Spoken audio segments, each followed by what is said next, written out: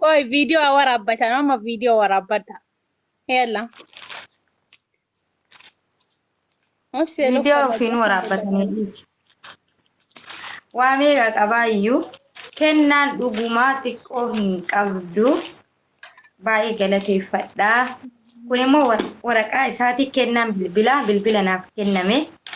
Kuni waraqaa isaa ka ittiin yoo inni tabalaasha'ee waa rakkoo adda addaa qabaate waan akkasiiti. Kinootii kennaan naaf kenname. Sheer godhaa biraan nagaa kan naaf kenne immoo Dr. Aslii. Dr. Aslii waan jedhe waadaa guutee jira. Yoo kana bilbila siif bitanaan jedheemi kinooti kennaa amma naaf bitee har'a naaf bitee suuta jedhee osoo jarjaran qabaatiin. Aslii jechuun obboleessa. Deebii obboleessa qofa osoo hin taane akka abbaatitti haadha seenallee akkasuma kinooti wallaahi har'a naaf bitee. Asliin anaaf obboleessa osoo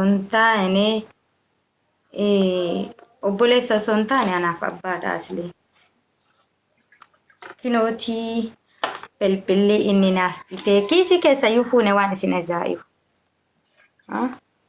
Kana fakkaataa. Galatoomii du'aa naa godhaa fi isiniin jedha. Fatiyaan dhuftee. Dr. Aslin naa bite baay'ee galateeffadhaa. Kinooti amma bane kiisii keessayyuu baasne waan isin ajaa'ibu. Aslin naaf abbaadha osoo obboleessa hin taane wallaahi. Kino.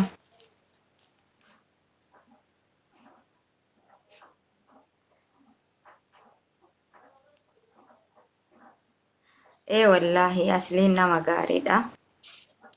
Asliin gurraacha keessa adiiti. Walumaa gala. Inuun bananne telefoonuma tiyyaan seene waan isin ajaa'ibu.